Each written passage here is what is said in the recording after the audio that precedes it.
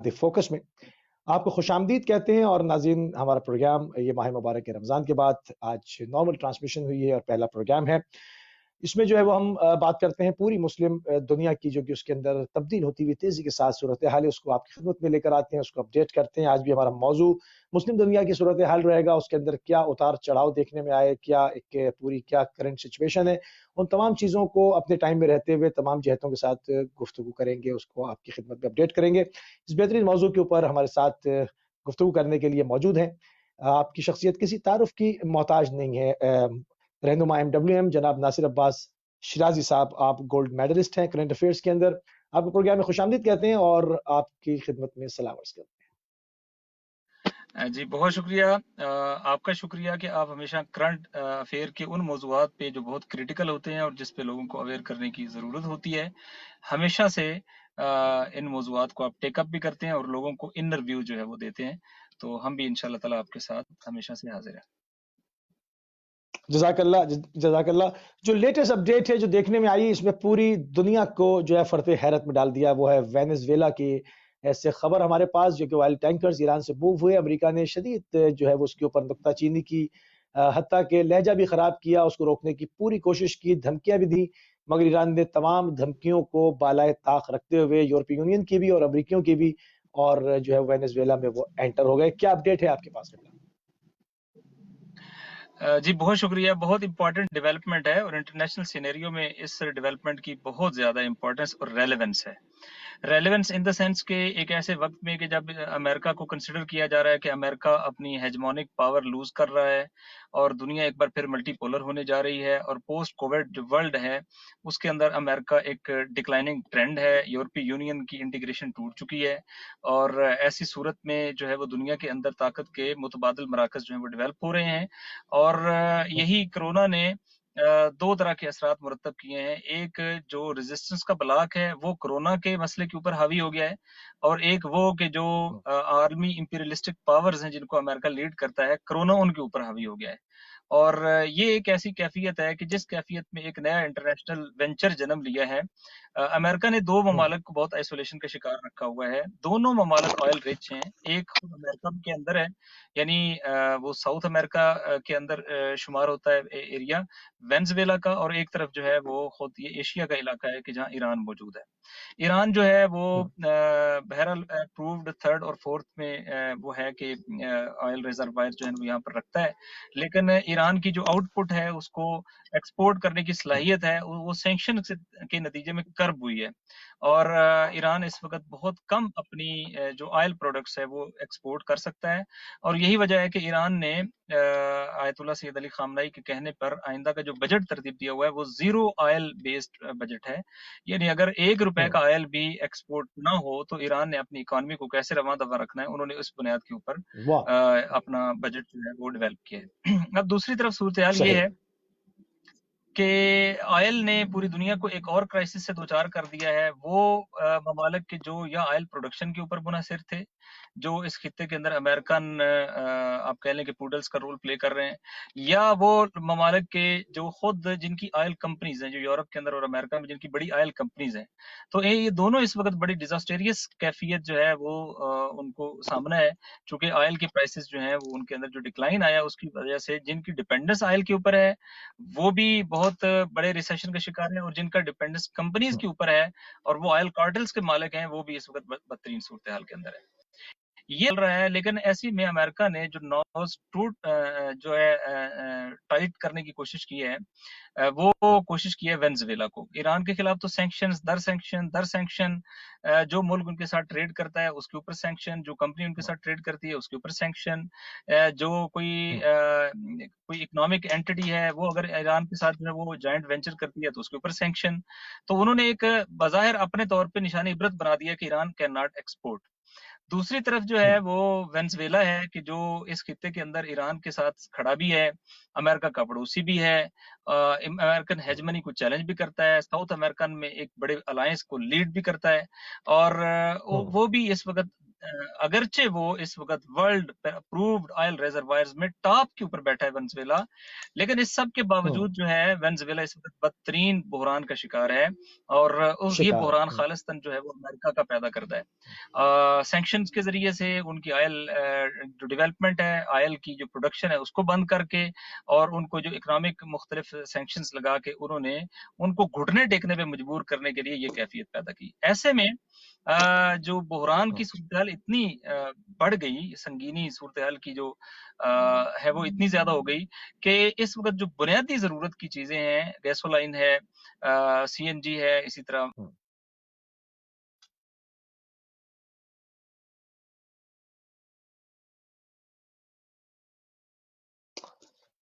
जी नाज़रीन, हम आपसे जो है वो माज़रत ख़्वाह भी हैं क्योंकि लॉन्ग डिस्टेंस कॉल है, और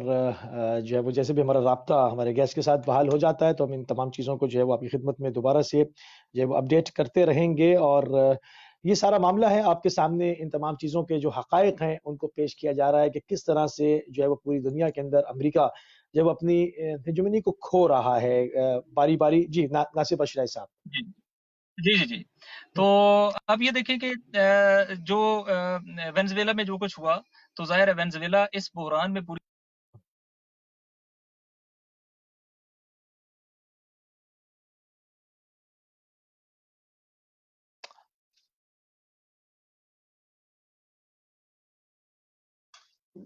जी शिराय साहब।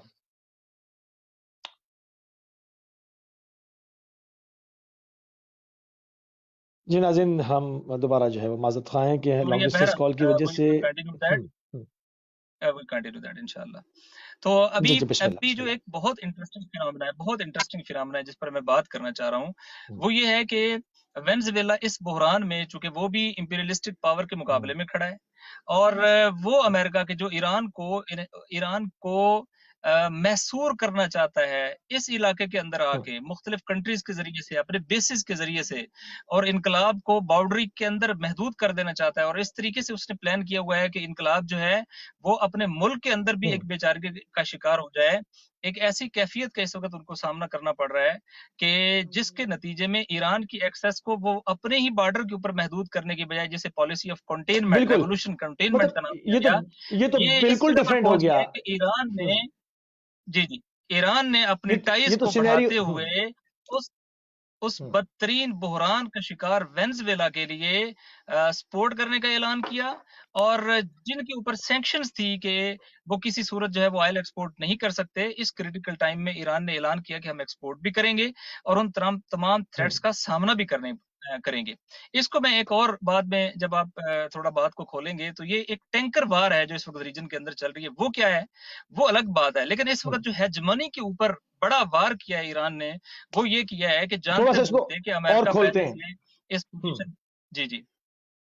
थोड़ा-सा इसको और अमेरिका खोलते हैं। पहले से थोड़ा-सा पीछे जाना होगा। हुँ। जी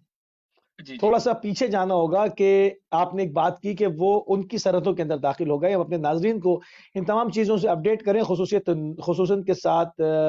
नौजवानों को कि एक वक़्त था जब इन्क़लाब बर्पा हुआ, तो अमेरिका ने जी चाहा हाँ, कि उसको इन्क़लाब का गला घोंटा जाए, अंदर ही ईरान में ख़त्म कर दिया जाए, ईरान से बाहर पेनिट्रेट ना करे। मगर वो वहाँ से पेनिट्रेट कर गया, पूरे मशरिक़ वुस्ता में, हिंदुस्तान में, पाकिस्तान में उसके बड़े गहरे असरात रूनुमा हुए। मगर अब ये एक बिल्कुल नए फ़ेज़ में हम जिस वक़्त ये आज ये प्रोग्राम कर रहे हैं, ये एक तारीख़ी हैसियत रखते हैं ये अय्याम के इस वक़्त एक बिल्कुल नए फ़ेज़ में हम दाखिल हो गए। इन्क़लाब सिर्फ़ इस एक कॉन्टिनेंट को जो है वो इस बर्र-ए-आज़म को सिर्फ़ क्रॉस नहीं किया बल्कि वो अमेरिका के अंदर उसकी रियासतों के अंदर जो है वो दाखिल हो गया। नासिर शाही साहब, ये जो आप कह रहे हैं कि ऑयल कंटेनर्स का कि जो मामला है, ये क्या है? ज़रा इसको खोलें। देखिए, ये आपने जो पहले वाली बात की है, मैं उसको फिर दोहरा देता हूँ। मैं इसी नुक्ते के ऊपर हुँ, लेके आ गया था कि वो इनकलाब कि जिसको इन्होंने ईरान की सरहदों के अंदर महदूद करने की कोशिश की पहले मरले में, और फिर ये जी हाँ। कहा कि उसको ईरान के अंदर भी हम उसकी बेस जो है वो खत्म कर देंगे। आज इस इनकलाब ने अपनी ताकत इतनी शो की है कि वो इनकलाब जो है वो अमेरिका की सरहदों के ऊपर इस वक्त जो है वो दस्तक भी दे रहा है, और पूरी दुनिया के, जैसा कि हमने कहा कि ये मजहब व मसलक का नहीं, बल्कि ये पूरी दुनिया के मजलूमीन को खड़ा होने का हौसला देने वाला इनकलाब है। तो आज वेनेजुएला के लोग हुँ, जो इस अमेरिकन سپریشن کے مقابلے میں کھڑے ہیں تو اس کے پیچھے آپ کہہ سکتے ہیں کہ اس کے پیچھے انقلاب کی پاور ہے، اور اس کے نتیجے میں آج انہوں نے اس اسٹریٹجک ٹائی کو امپلیمنٹ کر کے دکھایا ہے. اور جب پوری دنیا ان کو آئسولیٹ کر رہی ہے، ایران نے ابھی یہ جو 5 جہازوں کا ایک فلوٹیلا بھیجا ہے، یہ معمولی نہیں ہے، یہ بہت بڑی کھپت ہے. اور اس کے بعد یہ ہے کہ یہ بڑے ٹینکرز ہیں، اور پھر یہ ہے کہ یہ خام مال نہیں ہے کہ یہ ریفائن ہوگا، ریفائنری میں جائے گا، پھر پریپیئر ہوگا. نہیں، یہ پریپیئرڈ ہے، یہ اس وقت فوری یوز ہو جانے والی گیسولائن ہے، ڈیزل ہے، پیٹرول ہے، اور دیگر چیزیں جو آئل پروڈکٹس ہیں، یہ امیڈیٹ یوز کے لیے ہیں. یہ وہ نہیں ہے کہ جو ان کے ریفائنری سسٹم کے اندر جائیں گی. یوں اس بحران کے اندر جو وینزویلا کے عوام ہیں اور مظلومین ہیں، جو مسلکن اہل تشیع بھی نہیں ہے، مسلمان بھی نہیں ہے، لیکن مظلوم ہے اور عالمی امپیریلسٹک پاور کے مقابلے میں کھڑے ہیں، تو انقلاب اسلامی نے یہ دکھا دیا ہے کہ وہ اپنی اس جس کو آئسولیٹ کرنے کی کوشش کی تھی، وہ خود آئسولیٹ ہو گیا ہے، جنہوں نے آئسولیٹ کرنے کی کوشش کی تھی، اور جس کو بالکل آئسولیٹ ایسے ہی کرنے ہے. کی کوشش کی تھی وہ آج دنیا کی مین سٹریم پالیٹکس میں چیزوں کو ڈائریکشنلائز کر رہا ہے. اور امریکہ کے مقابلے میں، جبکہ امریکہ نے ڈکلیئر کیا تھا کہ ہم یہ کام نہیں ہونے دیں گے، انہوں نے نہ صرف یہ کام کیا ہے بلکہ میرے معلومات میں امریکہ کو مختلف قطریز کے ذریعے سے اور اسی طرح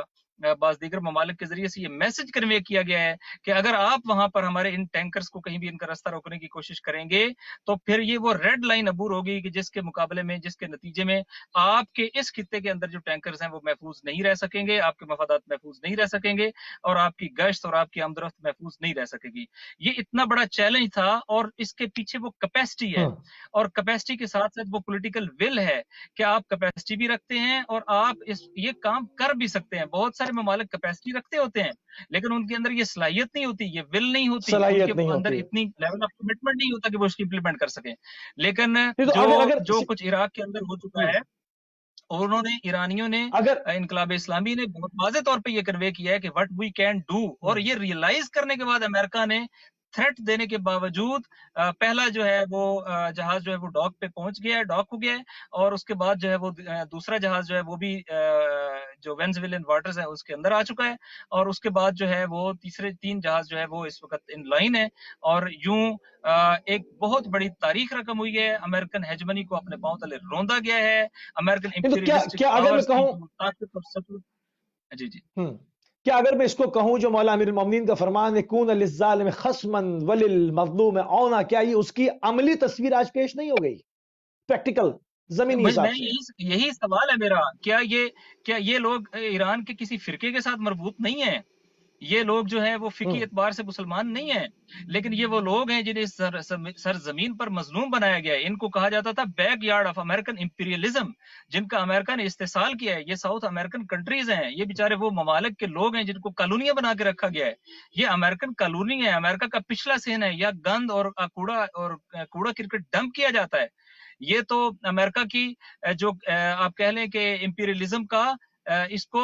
پچھلا سین کہا گیا ہے. ان لوگوں نے بہرحال اگر یہ کھڑے نہیں ہو سکتے تھے چونکہ یہ مادی توانائی میں ان کے مقابلے میں نہیں ہے، مگر یہ کہ کوئی قوت ہو جو انہیں یہ بتائے کہ امریکہ کی ان طاقت کے مقابلے میں کھڑا ہوا جا سکتا ہے. اللہ پر اعتماد بھی کوئی چیز ہے، آپ اپنے اوپر سیلف سفیشینسی کے ذریعے سے، خود انحصاری کے ذریعے سے آپ بڑے بڑے بتوں کو پاش کر سکتے ہیں. اور یہ ایک اچھا اس کے سلسلہ ہے اثرات معنی کیا ہوں گے؟ توسل اور توکل کا. اس کے اثرات امریکہ کے اندر کیا ہوں گے؟ ابھی امریکہ سے باہر اس کے اثرات کا جائزہ لیں گے، مگر سب سے پہلے امریکہ کے اندر کیا اثرات ہوں گے جو اندر پینیٹریٹ کیا ہے ایران نے؟ امریکہ کی انٹرنل پالیٹکس میں اس کے ڈونلڈ ٹرمپ رجیم کے لیے بڑے گھناؤنے اثرات ہیں، کیونکہ انہوں نے ایران کے خلاف جو بلنگ نیچر استعمال کی اور ایران کی ٹاپ لیڈرشپ کو نشانہ بنایا، شہید قاسم سلمانی کو نشانہ بنایا، اور پریکٹیکلی ایران کے ساتھ جو joint comprehensive plan of action ہے اس سے وڈرا کیا یونیلیٹرل. پھر اس کے بعد وڈرا کر کے انہوں نے ایران کے ساتھ نیگوسیشن کے سارے چیپٹر جو ہے وہ بند کر دیے، اور ایران کو آئسولیٹ کرنے کے لیے ایک ٹرم یوز کی، میکسیمم پاور، میکسیمم سینکشنز، اور اکنامک جو آپ کہہ لیں کہ اگریشن ہے وہ بھی استعمال کیا، پولیٹیکل اگریشن استعمال کیا، اور اس کے نتیجے میں ایران کو بدترین ڈیزاسٹر کا جو ہے شکار کرنے کی کوشش کی. لیکن ماکروہ وہ مکر اللہ، انہوں نے اپنی ایفرٹ کی، اور دوسری طرف کیا سبحان ہوا، اللہ. ایران پوسٹ کووڈ اور مضبوط ہے. میں ابھی آپ کو بعض فگر بتاؤں، آپ کے لیے بڑے حیران ہوں گے. امریکہ کے اندر کتنا بسم اللہ. بحران ہے اس وقت،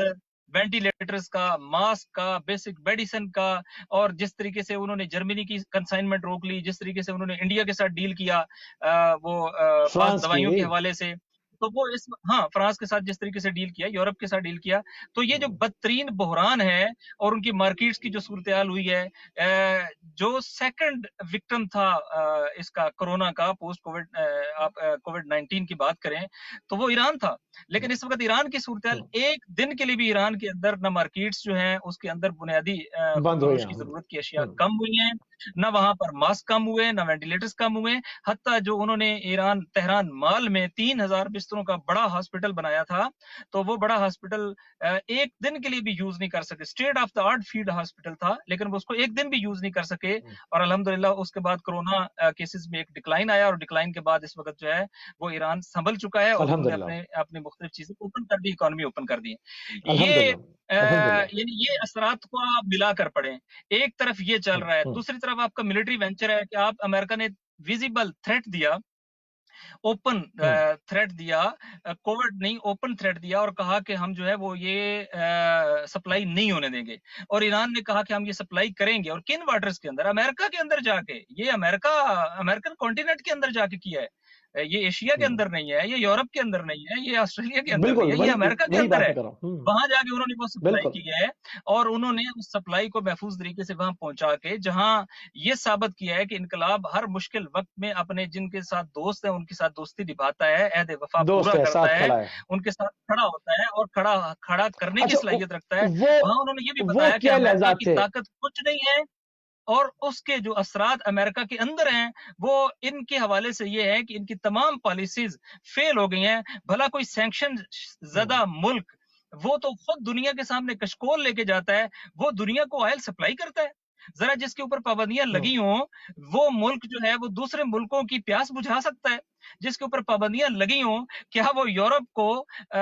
जो है यूरो 3 वर्जन की हामिल कोरोना टेस्टिंग किट्स भेज सकता है? तो ये एक चीज नहीं है, मल्टीपल चीजें हैं, कनेक्टेड चीजें हैं। आप जब आप इनकी ओवरऑल रीडिंग करते हैं तो आपको पता चलता है कि इनकलाब ने एक थप्पड़ रसीद किया है उन आलमी इस्तेमारी ताकत के ऊपर और उनकी लीडरशिप के ऊपर, के जो ये कहते थे कि हम बदतरीन ताकत के जरिए से हम इनको झुकने पर भी मजबूर कर देंगे, हम रजीम चेंज भी कर देंगे, और हम इनके एलाइज से इनको डिस्कनेक्ट अच्छा, कर इनके देंगे और इनको इनके तनहा कर देंगे। उन्होंने देखा हर आने वाले दिन के साथ इनकलाब और इनकलाबी रवश, उसकी स्ट्रेटजी, इसने अपनी स्ट्रेंथ साबित की है, और आलमी इस्तेमारी पावर जो है वो हर आने वाले दिन के साथ, और वो उनका जो दायरा असर है वो कम हुआ है बढ़ता जा रहा और है। श्रिंक हुआ है। और हाँ, और उनकी जो हैबत है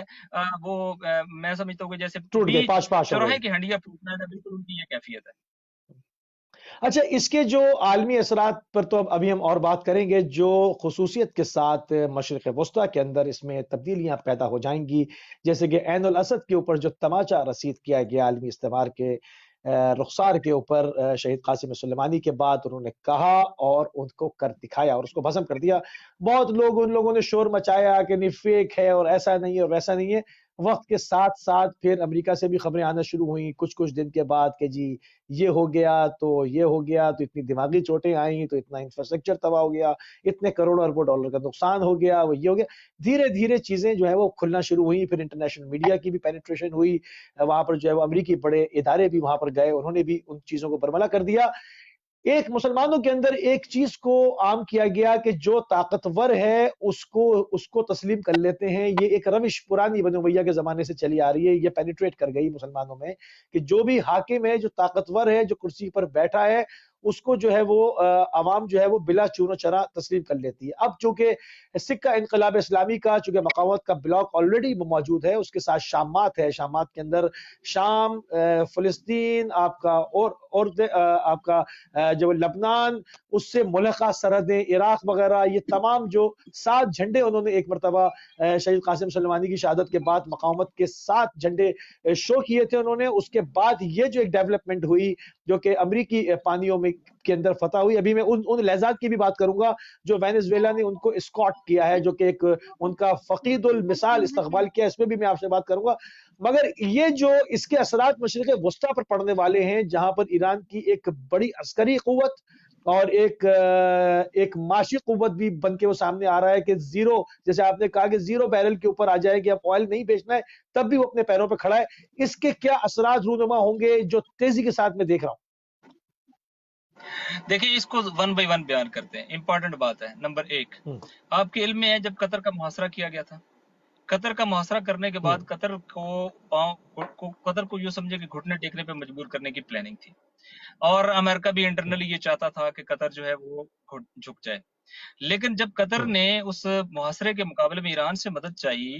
تو ود ان 24 آور ایران کی پریپریشن دیکھیں کہ انہیں پتا ہے کہ وہ سینکشن زدہ ہیں، انہیں پتا ہے کہ امریکہ پوری ہیجمنی پوری اپنے علاقے کے الائز کے ساتھ ان کی جو دشمنی میں ہے۔ لیکن آپ نے یہ دیکھا کہ ود ان 24 آور قطر کی مارکیٹیں جو ہیں وہ ایرانی پروڈکٹ سے فل ہو چکی تھی۔ ایران نے استعمار کے مقابلے میں ان کو ود ان منٹس اتنا امپاور کر دیا کہ وہ تھریٹ ہی ختم ہو گیا کہ خود وہ سوسائٹی کے اندر ایک ڈکلائن جو ہے وہ ہو جائے گا اور وہ اس کو مینج نہیں کر پائیں گے۔ یہ ایک بات۔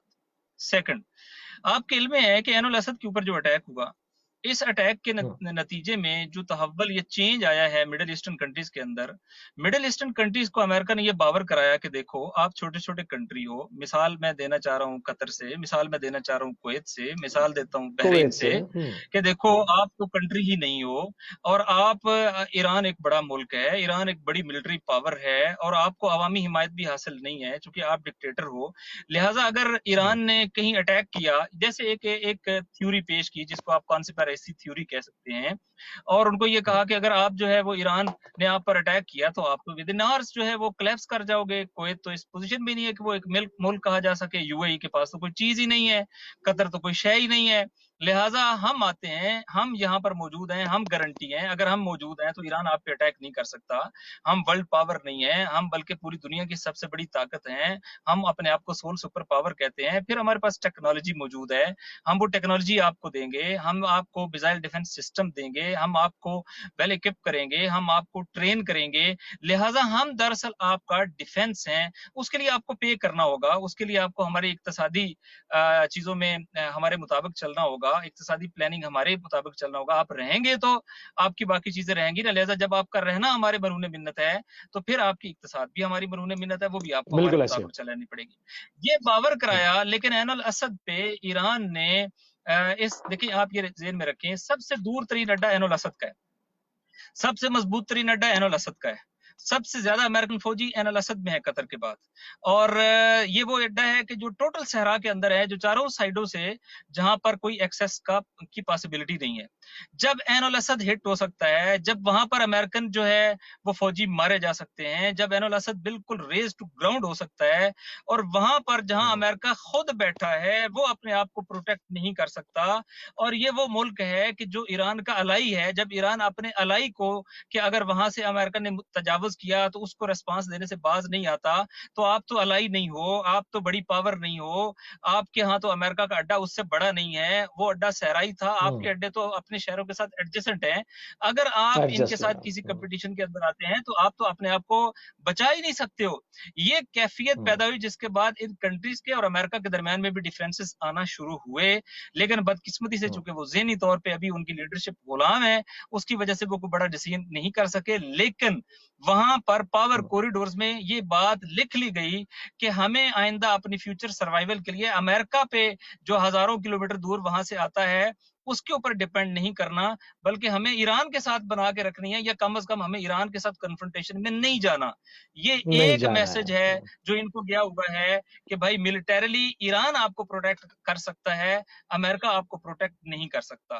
دوسرا میسج یہ گیا ہے کہ دیکھو ریولوشن کے نتیجے میں سب سے زیادہ پابندیاں تو ان پہ لگیں، اور امریکہ کے ساتھ کھڑے تو ہم لوگ ہوئے تھے، اور ہم اپنے آپ کو سمجھتے تھے کہ ہم تو بڑے ڈیولپ ہو جائیں گے، لیکن ہمارے مقابلے میں جب بھی پرابلم آتی ہے، ہمارے پاس غذا نہیں ہوتی، ایران کے پاس ہوتی ہے، ہمارے پاس بنیادی ضرورت کی چیزیں نہیں ہوتی، ان کے پاس ہوتی ہیں، لہٰذا ریولوشن نے ان کو طاقتور کر دیا ہے، اور امریکہ نے ہمارے ساتھ ہونے کے باوجود ہمیں اتنا امپاور اور طاقتور نہیں کیا، اور وہ نہیں کر سکتا۔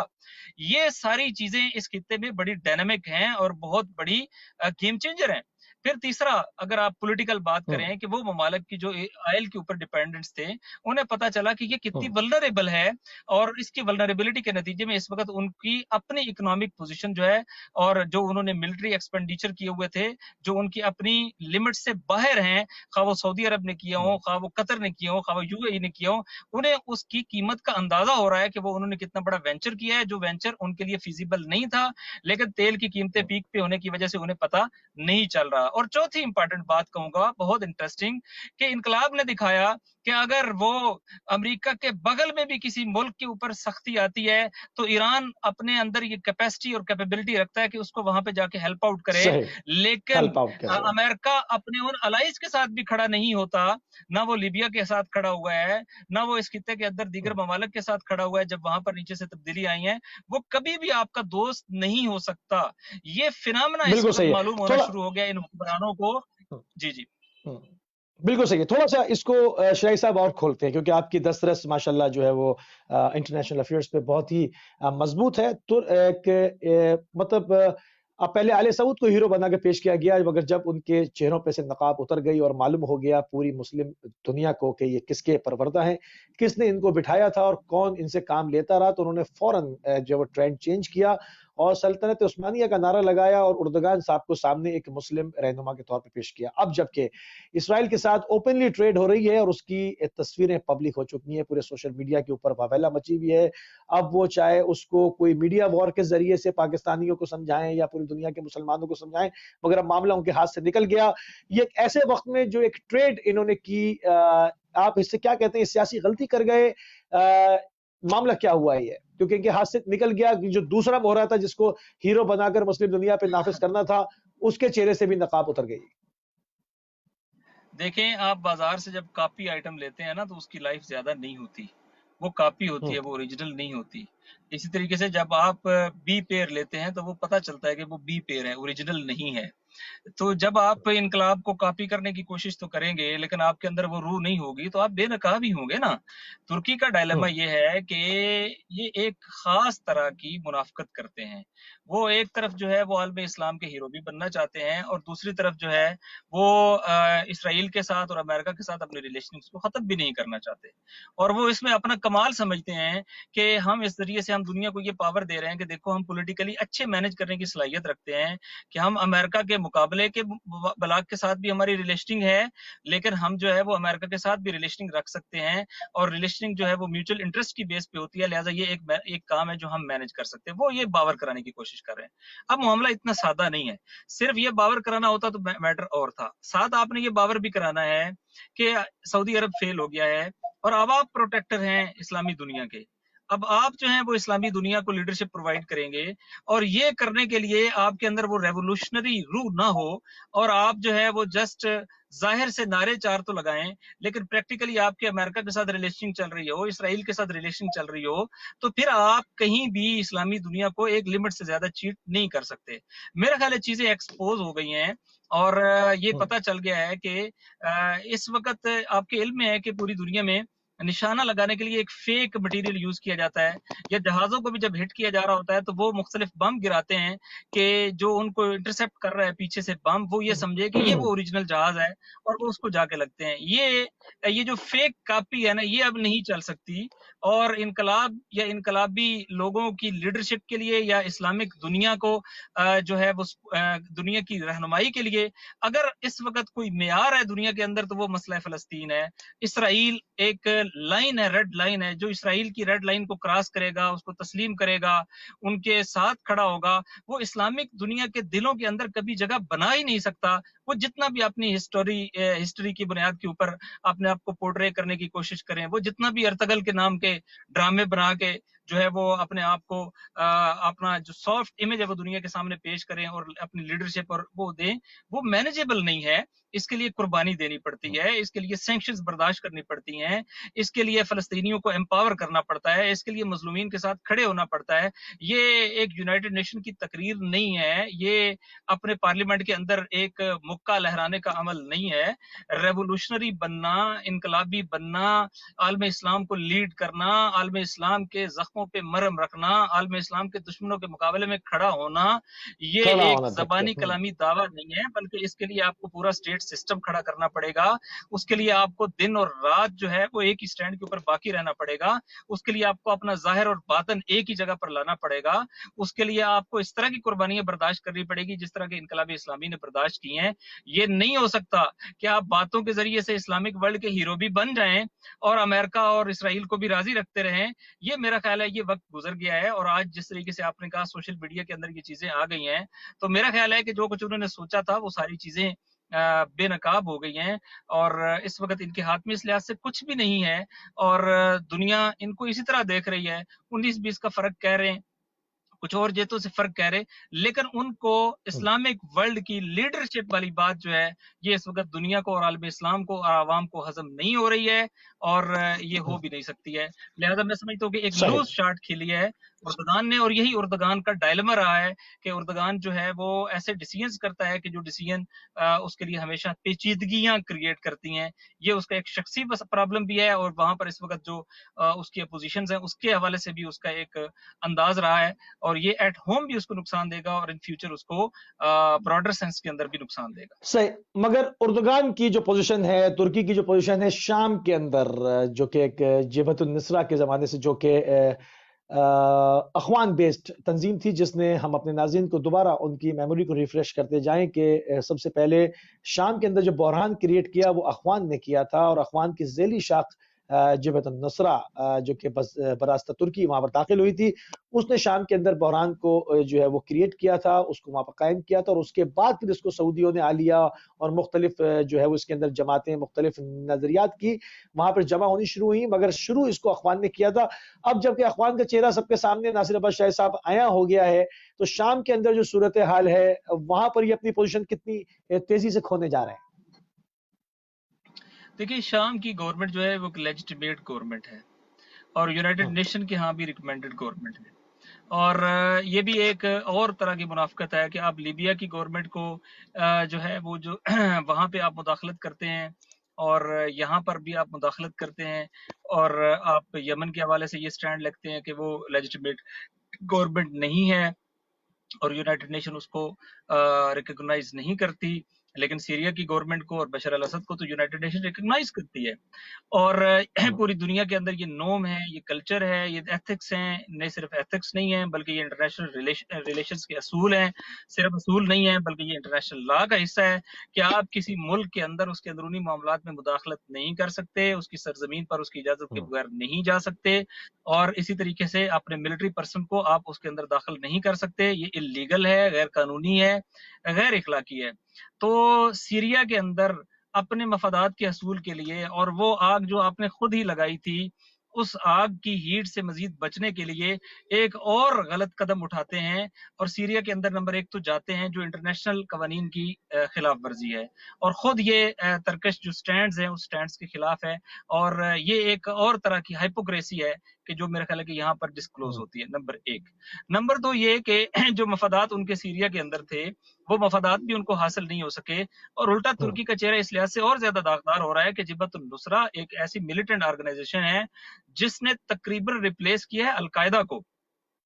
اور ان کی جو ملیٹنسی کا سٹائل تھا وہ بہت بروٹل تھا, اور انہوں نے بہت وحشیانہ انداز اختیار کیا ہے سیرین عوام کے ساتھ, اور ان کے رینکس کے اندر پوری دنیا سے ٹاپ کلاس ملیٹنٹس شامل ہوئے ہیں. ان کا ترکی کے ساتھ الائنس جو ہے وہ ترکی کے اپنے چہرے کو بھی ڈیفیم کرے گا, اور بہرحال وہ اور چیزوں کو ایلیبریٹ بھی کرتا ہے اور بیان بھی کرتا ہے کہ جہاں قطر نے اپنے بعض گروپس کے ذریعے سے اور ترکی نے اپنے بعض گروپس کے ذریعے سے اپنے مفادات کے حصول کے لیے وہاں تمام قوانین کو پامال کیا اور ملیٹنٹ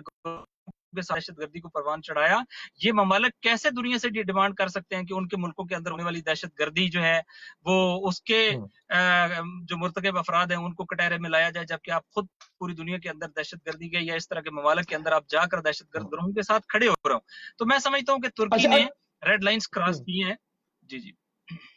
صحیح نہیں, مگر ابھی ایک چیز اور دیکھنے میں آ رہی ہے جو کہ ماہ مبارک رمضان میں ہم ان چیزوں کو اپڈیٹ نہیں کر سکے, کہ ہم دیکھ رہے ہیں کہ جو سوریہ کے اندر بچے کچھ دہشت گردوں کے پاکٹ سے ان کو وہاں سے ہکایا جا رہا ہے. میں یہ الفاظ استعمال کر رہا ہوں کہ یہ بالکل صحیح اس کے لیے اصطلاح ہے کہ ان کو وہاں سے ڈھکیلا جا رہا ہے عراق کی طرف. اور آپ نے دیکھا کہ سامرا میں بعض مقامات پر انہوں نے کچھ گھنٹوں کے لیے کہیں کہ انہوں نے پینیٹریٹ بھی کیا اور حشد شابی کے ساتھ ان کا زبردست تصادم شروع ہوا اور پوری دنیا میں یہ خبر ہر زبان زد عام ہو گئی اور پوری دنیا سے دعائیں ہونی شروع ہو گئیں اور وہاں پر جو ہے وہ ان کا راستہ روکا گیا. لوگوں کے ذہن میں ایک ہی نام تھا کہ جی شام سے داعش اندر آ رہی ہے, مگر اس کے اندر بہت سارے فیکٹرز اور بھی شامل تھے, یا آپ بخوبی جانتے ہیں. تو وہاں پر ابھی جو یہ مزید پاکٹس ہیں کب تک یہ سسٹین کر پائیں گے, یا ان کو وہاں سے نکال کے یا افغانستان یا لیبیا منتقل کرنا پڑے گا ان کو, کیونکہ عراق بھی ان کے لیے محفوظ جگہ نہیں بچی, وہاں پر بھی عراقی حکومت اور فورسز مضبوط ہو چکی ہیں. دیکھیں ایک بات تو آپ کے لیے کلیئر رہے کہ ایک بڑی بدترین سازش اس پورے خطے کے اندر چل رہی ہے. ترکی جو ہے اس نے النصرہ کے ذریعے سے سیریا کے اندر اپنی پینیٹریشن رکھنے کی کوشش کی, لیکن یہ ایک ڈبل ایج سورڈ ہے جو ادھر اگر کسی اور کو کاٹتی ہے تو ادھر آپ کو خود بھی کاٹے گی. نمبر ایک. نمبر دو یہ کہ جب آپ یہ دیکھ چکے ہیں کہ آپ کا وہاں پر کوئی بھی ملیٹنٹ آرگنائزیشن ہو, جب اس کو کوئی پولیٹیکل پروٹیکشن حاصل نہ رہے وہ سروائیو نہیں کر سکتی ہے. تمام ملک سے آئسولیٹ ہونے کے بعد آپ ایک خاص علاقے جو ترکش بارڈر ہے اس کے نزدیکی ایریا کے اندر آپ رہ گئے, تو اب آپ ایک ملک اور ایک حکومت کا خواب تو ختم ہو گیا.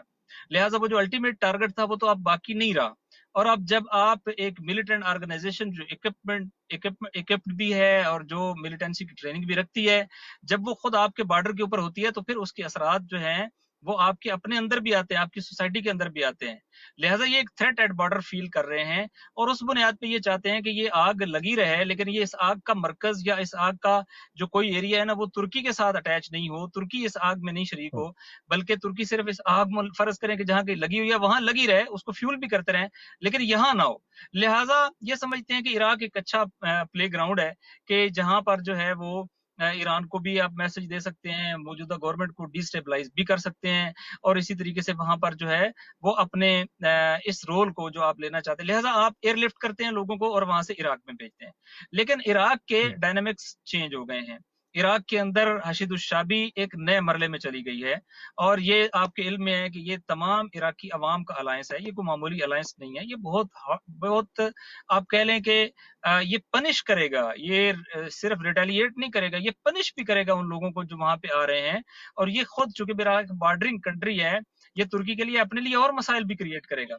اب جب ہم دوسرے مرحلے کی طرف جاتے ہیں کہ یہاں پر اب امریکہ نے بھی یہ گیم کی ہے, اور امریکہ نے اور طرح سے گیم کی ہے کہ اس نے یہاں سے سی پیک کو ایران, پاکستان, چائنا اور رشیا اور اس بلاک کو ڈیسٹیبلائز کرنے کے لیے خراسان چیپٹر کے جو یہ لوگ تھے ان کو بھی عراق سے شفٹ کیا اور یہاں پر لا کر ان کو جو ہے وہ ایئر لفٹ کیا گیا پاکستان افغانستان بارڈر کے اوپر. ابھی اس پہ بھی آ رہا ہوں, تھوڑا سا عراق سے کچھ اور خبریں بھی ہیں, اس پہ بھی آپ کے ساتھ بات کر لیں, پھر ہم جو ہے وہ سی پیک کی طرف بھی آئیں گے. اور اپنے ٹائم میں رہتے ہوئے گھڑی پہ بھی میری نگاہ ہے, میں اس کی بھی سوئیاں چلتے ہوئے دیکھ رہا ہوں کہ ٹائم جو ہے وہ کم ہوتا جا رہا ہے, تھوڑا سا اس کو بھی اپڈیٹ کریں گے. چائنا ہندوستان کشمیر جو ایک مڈبھیڑ ہونے والی ہے, جو کہ ایک معاملات الجھتے چلے جا رہے ہیں, اس پہ بھی تھوڑی سی بات کریں گے. النجبہ نے جس کو شیخ خضر علی حجت الاسلام شیخ خضر علی لیڈ کر رہے ہیں, اور جو ہے السائرون کو سید مقتدی الصدر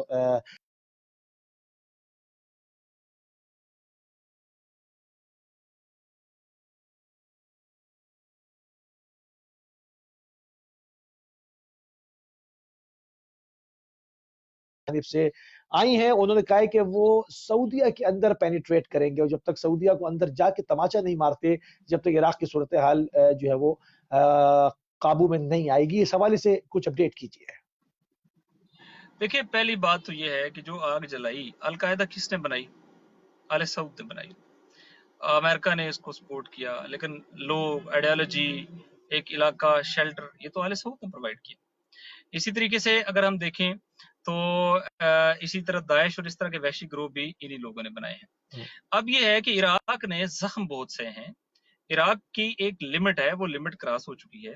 عراق کی ٹاپ لیڈرشپ جو ہے وہ شہید ہو گئی ہے, عراق کے گیسٹ جو ہے وہ انقلابی گیسٹ شہید ہو گئے ہیں. تو عراق جو ہے وہ اس وقت ریٹیلیشن کے ایک نئے مرحلے میں ہے. उसके बाद उन्होंने ये देखा है कि इन्होंने इस मरहले से फायदा उठाते हुए वहां पर जैसा कि अभी सुबह सलाहुद्दीन में बात कार्रवाइयां की हैं, सामरा में कार्रवाइयां की हैं, एक मरतबा फिर जो है वो लॉ एनफोर्समेंट के ऊपर अटैक किए हैं, आशिफ शाबी को निशाना बनाया है। तो अब डिफेंसिव अप्रोच दरकार नहीं है, बल्कि ऑफेंसिव अप्रोच लेनी पड़ेगी और दहशत गर्दों को उनके मरकज पे जाके हिट करना पड़ेगा और दहशत गर्दों के सपोर्टर्स को खुल खुला के चैलेंज करना पड़ेगा। लिहाजा ये जो अभी चेंज आपको नजर आ रही है, ये बुनियादी तौर पे ये पॉलिसी शिफ्ट है कि पहले आप अपने पड़ोसियों के लिए और मुख्तलिफ ममालिक के लिए एक डिप्लोमेटिक रवैया इख्तियार करते हैं, अभी आप दोनों को इख्तियार करेंगे। आप स्टिक एंड कैरेट पॉलिसी होगी, आप कैरेट भी देंगे कि आओ अगर आप हमसे ताल्लुकात अच्छा करना चाहते हो तो ये चीजें अपनी ठीक करो, और आप स्टिक भी देंगे कि जो अगर आपकी तरफ से हमारे इलाकों के अंदर मुदाखलत होगी, हमें डिस्टेबलाइज करने की कोशिश होगी, हमारी सोसाइटी के अंदर जो है वो आप पेनिट्रेट करने की कोशिश करेंगे, मिलिटेंसी करने की कोशिश करेंगे, तो फिर we have zero tolerance for you. तो मेरा ख्याल है कि ये एक बड़ी जबरदस्त पॉलिसी है और इस पॉलिसी को बाज़ जगहों पे स्टेट्स डिक्लेयर करती हैं और बाज़ जगहों पे वो लोग जो जो स्टेक होल्डर होते हैं वो डिक्लेयर करते हैं। तो ये बड़ा वाइज डिक्लेरेशन है इराकी इंटेलिजेंसिया की तरफ से, इराकी टॉप लीडरशिप की तरफ से, इराक के मुख्तलिफ जो इत्तेहाद हैं उनकी आप कह लें रहनुमाओं की तरफ से, और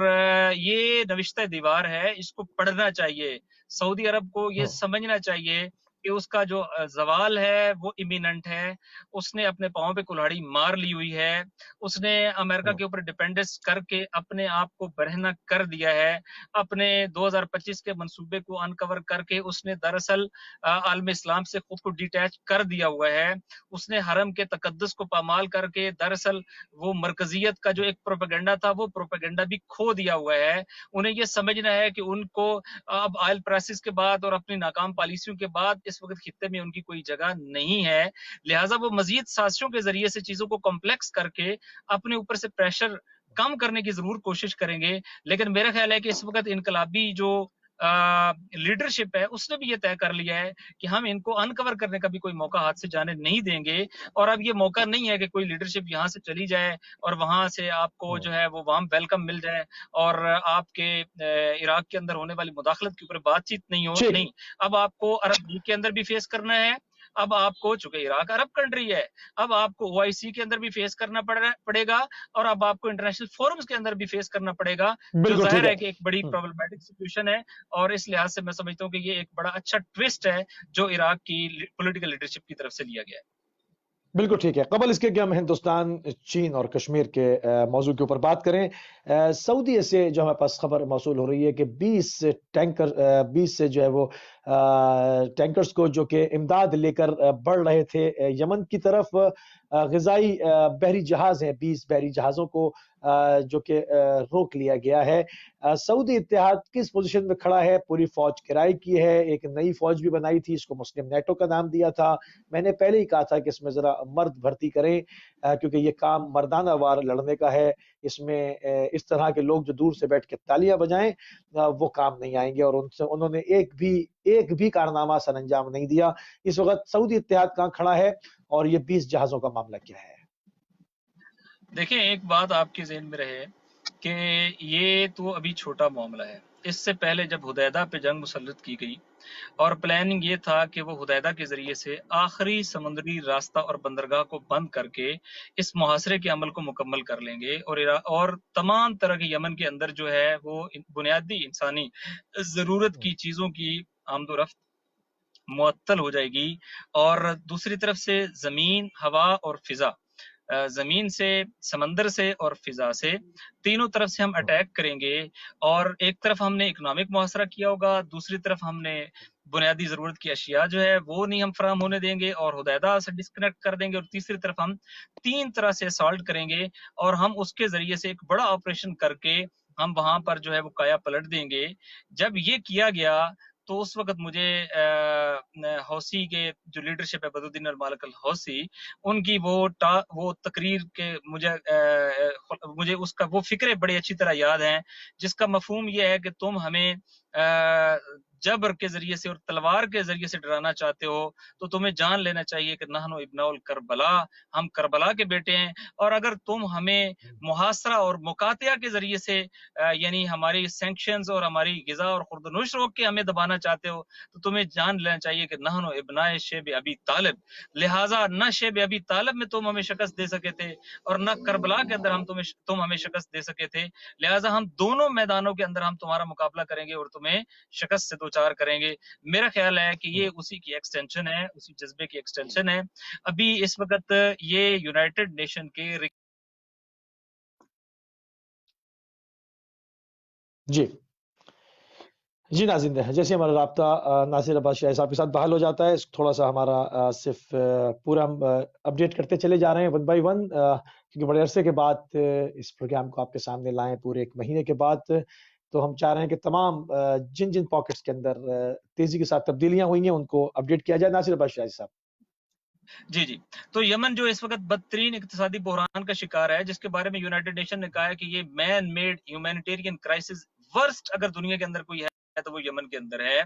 और वहां पर जो है इस वक्त फेमिन है, वहां पर इस वक्त बदतरीन बहरान है, गिजा नहीं है, खुराक नहीं है, दवा नहीं है, बच्चे डायरिया से मर रहे हैं, वहां पर वबाएं हैं। इस सारी सूरत हाल के अंदर वो बुनियादी जरूरत के चंद टैंकर जो यूनाइटेड नेशन ने रिकमेंड किया है कि ये इस वक्त इमीडिएट जरूरत है वरना कोई और इंसानी अलमिया जन्म ले सकता है, वहां पर बच्चे जो हैं वो गिजा की कमी के शिकार हैं। वहां पर जो है वो किसी हॉस्पिटल में बुनियादी जरूरत की दवाएं मौजूद नहीं है। वहां पर जो है वो सोसाइटी इसकी यानी जो यमनी अवाम है उनको सजा देने की कोशिश की जा रही है, तो उनको रोका हुआ है, उनको हुदैदा नहीं जाने दिया जा रहा, उनको गिजा और खुराक के मुआसरे के जरिए से यमन को जो है वो झुकने पर मजबूर किया जा रहा है। लेकिन मैं आपको बताऊं कि हो क्या गया है इनके साथ, इनका मिलिट्री अलायंस कंप्लीट फेलियर के साथ कलेप्स कर गया है। इनका जो अमेरिका के ऊपर डिपेंडेंस है वो बीच चौराहे के फूट चुकी है हंडिया। इनकी एक इकोनॉमिक माइट थी कि हमारे पास आरामको है, हमारे पास ऑयल है, वो आज इन्हें पता चल गया है बर्बाद हो कि गया। वो माइट जो है वो इनके हाथों से निकल चुकी है और ये खुद मुल्की सतह पे बदतरीन बजट के बहरान का शिकार हैं, फाइनेंशियल कट्स कर रहे हैं और इस वक्त लोगों के ऊपर बहुत ज्यादा टैक्स जो है इन्होंने बढ़ा दिए हैं। 16% वहां पे इन्होंने 60 ड्यूटी लगा दी है। 60 अरब तो डॉलर अब इन्हें ये कर्जा मांग पता रहे चल हैं, कर्जा 60 मांग अरब रहे डॉलर हैं, जो कर्जा कर्जा मांग देने रहे वाले थे वो हैं। कर्जे मांग रहे हैं। इसमें अलबत्ता पाकिस्तान के लिए भी लेसन है और ये एक बदतरीन कहर का शिकार हो चुके हैं। मैं एक मरतबा जब हज के मौके पे वहां पर था तो एक मिस्त्री ड्राइवर के साथ जब मैं हरम रसूलुल्लाह सल्लल्लाहु अलैहि वसल्लम की तरफ जा रहा था तो मैंने सल्लल्लाहु उससे अलैहि ऐसी बात वसल्लम। पूछी तो उसने एक खूबसूरत फिक्रा कहा। उसने कहा इन अरब के इन महल नशीनों को वो सहरा नशीनों की बद्दुआएं इनको खा गई हैं, जिनके पांव में पहनने के जूते नहीं है और जिनके तन के ऊपर पहनने का लिबास नहीं है। और उसने कहा कि इन ताकतवर तरीन हुक्मरानों को अगर किसी ने शिकस्त दे दी है तो वो यमन के अंसारुल्लाह और हौसी हैं जिनके पास गिजा और खुराक और दवा भी नहीं है। तो ये बात इस वक्त पूरी दुनिया के अंदर रिकमेंड है कि आपने मर्सनरीज पूरी दुनिया से लाने चाहें, आपने पूरी दुनिया से किराए के कातिल ला के वहां पे आपने जंग लगाई, आपने अपने इकोनॉमिक माइट के ऊपर जो है वो ये समझा कि चंद दिनों के अंदर आप ये जो है वो अबूर कर जाएंगे। लेकिन अब आपको पता चला कि जो हिजबुल्लाह की ताकत होती है, अल्लाह के ऊपर तवक्कुल जो होता है, अहले बैत के साथ तमस्सक जो होता है और हक के लिए लड़ने का जो अज़्म होता है, वो उसको इन सारी चीजों से शिकस्त नहीं दी जा सकती। हम वो शुरू से शिकस्त कह रहे थे, नापज़ीर है। शुरू से कह रहे थे, जो माहिरीन हैं जिनकी निगाहें दकीक हैं वो शुरू से कह रहे थे कि ज़ैदिया अपनी एक तारीख रखती है। जो यमन के ज़ैदी हैं उनकी अपनी एक तारीख है, वो 1000 साल से लड़ते चले आए हैं। आप जो चंद घंटे की बात कर रहे हैं ये चंद दिनों पे जाएगी, चंद दिनों से चंद हफ्ते पे जाएगी, फिर चंद महीनों पे जाएगी, फिर चंद सालों पे जाएगी, फिर आपकी नाक यमन में रगड़ दी जाएगी। और यही हुआ, सबके सामने है। ज़ैदिया की अपनी एक तारीख है, उनको ना बनी उमैया झुका सके, ना बनी अब्बास उनको झुका सके। ये बड़ी बड़ी हुकूमतें आके मिट गईं, जिनकी हुकूमतें बर्र-ए-आज़मों पे थी वो खाक नशी हो गए, मगर ज़ैदिया को झुकने पर मजबूर न कर सके। तो कौमों की एक तारीख होती है, उनके उनके जो है वो डीएनए के अंदर ये चीज मौजूद है, वो आप निकाल नहीं सकते। हम आगे बढ़ेंगे तेजी से, हमारे पास वक्त जो है वो कम होता चला जा रहा है, 10 मिनट हमारे पास मौजूद है, आपसे इस्तेफादा करेंगे। नासिर अब्बास शाही साहब, जो हिंदुस्तान और चाइना की नोक झोंक हो रही है, اور جس طرح سے ہندوستان کشمیر کے اندر ظلم کر رہا ہے، پوری دنیا میں کورونا کے ساتھ لڑا جا رہا ہے، احتیاطی تدابیر اپنائی جا رہی ہیں، SOPs جو ہے وہ اس کو فالو کرایا جا رہا ہے، ہم دیکھتے ہیں کہ کشمیر کے اندر کورونا تو گیا ایک طرف، وہاں پر جو ہے وہ خون بہنے کا سلسلہ نہیں رک رہا۔ اگر ہندوستان اور چائنا کی تھوڑی سی بھی جنگ لگتی ہے، کیا پاکستان کے لیے سنہری موقع نہیں ہوگا کہ وہ کشمیر کے اوپر ہاتھ رکھ دے؟ میرے خیال ہے یہ جو ڈیولپمنٹس ہو رہی ہیں یہ کنیکٹڈ ڈیولپمنٹس ہیں۔ جو انڈیا ہے، انڈیا نے کشمیر کے اوپر غاصبانہ تسلط کر کے، ان کی آزادی کو سلب کر کے، وہاں پر ظلم و ستم کو روا دے کے اور لوگوں کو بدترین بحران سے دوچار کر کے، دراصل وہ چاہتا ہے کہ اس ایریے کو اپنے ہاتھ میں اس طرح کنٹرول کرے کہ اس کے نتیجے میں پھر پاکستانی جو پاکستان کے ساتھ مربوط کشمیر ہے، آزاد کشمیر ہے، اس کے اندر بھی وہ پینیٹریٹ کرے اور گلگت اور بلتستان کے علاقوں کے مسائل کو بھی اٹھائے۔ میں سمجھتا ہوں کہ چائنیز نے ڈیسائیڈ کیا ہے، چونکہ چائنیز لائف لائن بھی ادھر سے گزرتی ہے، یہ صرف پاکستان کا مسئلہ نہیں ہے، یہ چائنا کا مسئلہ بھی ہے۔ اور اگر پاکستان سی پیک کا بینیفیشری ہے تو میجر بینیفیشری چائنا ہے۔ چائنا کو پتا ہے کہ میری یہ لائف لائن یہیں پہ جنگ ہو رہی ہے، امریکہ بھی اس جنگ کا ایک پارٹ ہے، انڈیا اس جنگ کا ایک بڑا پارٹ ہے۔ انہوں نے ایک الائنس بنایا ہے جس کو کواد کہا جاتا ہے، جو نیول الائنس ہے، جس الائنس میں امریکہ ہے، جس الائنس میں انڈیا ہے، جس الائنس میں جاپان اور آسٹریلیا ہیں۔ ان کا بنیادی ہدف چائنا کی اس ایریے کے اندر جو پریزنس ہے اس کو چیک کرنا ہے، اور یہ گوادر کے اوپر کانشیس ہے۔ گوادر سے آگے جو سمندری روٹ ہے سی پیک کا یا OBI کا، ون بیلٹ انیشیٹو کا، یہ اس کو وہاں پر چائنیز ایکٹیویٹیز کو کے اوپر ایک چیک رکھنا چاہتے ہیں۔ تو اس کے پیچھے جو جگہ ہے وہ ظاہر ہے کہ پاکستان کا ایریا ہے، سی پیک ہے، اور اس تناظر میں چائنا کو یہ اندازہ ہے کہ کتنا ضروری ہے کہ چائنا اور پاکستان ایک کے ساتھ کھڑے ہوں اور اس خطوں کے حوالے سے جو متنازع حیثیت ہے اس کو ایک لیگل حیثیت دلوائیں، اور اسی طریقے سے یہاں اسٹریٹجک اپنی پوزیشن اس طریقے سے کریں کہ کل کو انڈیا اگر کوئی وینچر کرنا چاہے تو وہ اس اسٹریٹجک لائف لائن کو، جس کو چائنا اکنامک لائف لائن بھی کہتا ہے اپنی سی پیک کے ذریعے سے، اس کو کہیں ڈسٹرب نہ کر سکے۔ تو یہ ایک اسٹریٹجک ڈیولپمنٹ ہو رہی ہے جس کے نتیجے میں چائنا اپنی پوزیشن بہتر کر رہا ہے، چائنا انڈیا کو ڈسٹرب بھی کر رہا ہے، اور چائنا جو ہے وہ پاکستان کے ساتھ ایک خاص طرح کی پولیٹیکل سٹینڈنگ کے ذریعے سے دراصل اس مسئلے پر پاکستانی موقف کو بھی اسٹرینتھن کر رہا ہے، اور یہ دونوں کے مشترکہ مفادات میں ہیں۔ اور اس کے علاوہ چائنا نے بہرحال باور بھی کرا دیا ہے کہ انڈیا جو ہے وہ بہت چھوٹی پاور ہے، اپنے سائز اور دیگر چیزوں کے اعتبار سے جس طریقے سے وہ پورٹرے کرتا ہے، وہ کیپیبل ہی نہیں ہے کہ وہ اس لداخ کے اور اس ایریا کے اندر، جس ایریا کے اندر جو سکم کا علاقہ ہے جہاں چائنا اور انڈیا کا بارڈر لگتا ہے، وہاں پر وہ لڑنے کی پوزیشن میں ہو۔ پہلے بھی ایک جنگ ہو چکی ہے اور اس جنگ میں چائنا نے ہزاروں مربع کلومیٹر علاقہ جو ہے وہ آزاد کر دیا ہے۔ جی ہاں، تو یہ مگر یہ اصل جو ایک میں حیرت انگیز ڈیولپمنٹ، جو یہ حیرت انگیز اسٹریٹجک ری ڈیولپمنٹ ہوئی ہے، یہ پوزیشننگ تو ہو رہی چائنا ہے۔ یہ چائنا ری پوزیشننگ کر رہا ہے، اس خطے کے اندر اپنی پوزیشن کو ری لوکیٹ کر رہا ہے اور اس کو اسٹریٹجک بنا رہا ہے تاکہ کسی بھی فیوچر تھریٹ میں وہ اس پورے ایریا کو سیف گارڈ کرنے کی پوزیشن بھی ہو اور انڈیا کو ولنریبل بنا دے۔ اور انہوں نے بالکل ان چند دنوں کے اندر جس طریقے سے انڈیا کو ان پوزیشن سے نکالا ہے اور ایریاز ٹیک اوور کیے ہیں، میرا خیال ہے کہ انہوں نے پروو کیا ہے اور انڈیا کو بالکل انڈین ملٹری کو اور ملٹری پریزنس کو نلیفائی کر دیا ہے۔ تو یہ انہوں نے اپنی ملٹری مائٹ بھی دکھائی ہے، پولیٹیکل مائٹ بھی دکھائی ہے اور اسٹریٹجک گینز بھی کی ہیں، اور یہ ساری جو ہے وہ براڈر گیم کا حصہ ہے جس کے اندر پاکستان کا بھی ایک شیئر ہے جو کشمیر کے مسئلے کے ساتھ بھی کنیکٹڈ ہے اور جس کے ذریعے سے سی پیک کو بھی آگے بڑھانا مطلوب ہے۔ اچھا، یہاں پر ایک چیز اور دیکھنے میں آئی ہے کہ ہندوستان جہاں پر وہ بہت اپنے آپ کو جو ہے وہ ایک معاشی اعتبار سے بھی ایک مضبوط ملک دکھاتا تھا، ایک سیولائزیشن کا بھی انہوں نے ایک ڈھنڈورا پیٹ کے رکھا ہوا تھا اور ملٹری مائٹ پہ بھی وہ یہی دکھاتے تھے کہ وہ بہت مضبوط ہے، مگر نیپال جیسا ملک جہاں پر ہندوستان نے باقاعدہ اس کو کہیں کہ اپنی کالونی بنا کے رکھا ہوا تھا، نیپال نے جو ہے وہ ایک نیا نقشہ جاری کر دیا جس کے اندر بہت ساری جو جگہیں ہندوستان کی تھی اس کو نیپال کا حصہ دکھایا اور بڑی شدید وہاں سے جو ہے وہ ریئیکشن آیا۔ یہ اتنا کمزور ہو گیا ہندوستان کہ نیپال جیسے ملک سے جو ہے وہ اس کو ہینڈل نہیں کر پا رہا، تو کجا چائنا؟ دیکھیں اس وقت انڈیا کے اندر بہت مسائل ہیں۔ انڈیا میں غربت پیک کے اوپر جا رہی ہے. انڈیا کے اندر اکنامک ایکٹیویٹیز ایٹ ہالٹ ہیں. انڈیا جو ہے وہ اس کی جو اقتصادی گروتھ ہے وہ اس طریقے سے نہیں بڑھ پا رہی جیسے پریڈکٹ کی تھی. اوپر سے اسٹیٹ میں جو انسٹیٹیوشنز ہیں ان کو ہندونائزیشن کرنے کی کوشش کی جا رہی ہے. ایک خاص طرح کا متعصبانہ آپ ملیٹنسی اور آپ کہہ لیں ایکسٹریمزم جو ہے وہ اسٹیٹ لیول کے اوپر پروموٹ کیا جا رہا ہے, جس کے نتیجے میں جو بہرحال انڈیا کی ایک تاریخ ہے جس میں تمام انڈیا کی سوسائٹی کے لوگوں کو کہیں نہ کہیں پریزنٹیشن ملتی ہے, اور آپ نے آئین میں لکھا ہوا ہے کہ آپ ایک سیکولر ان دا سینس کے سیکولر جو ہے وہ آئین رکھتے ہیں, وہ ظاہر ہے اس کے کنٹریری جا رہی ہے. تو اس کے نتیجے میں جو بے چینی ہے وہ صرف مسلمانوں میں نہیں ہے, وہ صرف سکھوں میں نہیں ہے, بلکہ وہ اقتصادی طور پہ اور مارجنلائز کمیونٹی کے اندر اور بہت سارے علاقوں کے اندر وہ بدترین بے چینی اس وقت ایگزسٹ کرتی ہے. اور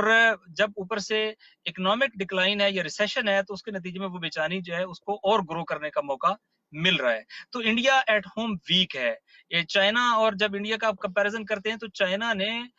کروڑوں لوگوں کو خط غربت سے نکالا ہے, جبکہ انڈیا میں ہر آنے والے دن کے ساتھ ایک بڑی تعداد جو ہے وہ خط غربت سے نیچے جا رہی ہے. وہ نکال نہیں پا رہے ہیں بلکہ نیچے جا رہی ہے. لہٰذا وہ بظاہر اپنے سائز اور آبادی کی وجہ سے خود کو جتنا بھی پورٹری کر لیں وہ اندر سے اتنا زیادہ ویک ہیں جی کہ وہ اگر خود سکم اپنے سے آپ کو چائنا ایک انٹر ہو پاورفل گیا, اسٹیٹ کے طور پر کھڑے نہیں کر سکتے ہیں. جی بالکل صحیح. اگر سکم سے چائنا انٹر ہو گیا اندر تو یہ جتنے ہیں یہ ناگالینڈ اور یہ تبت اور یہ جہاں پر علیحدگی کی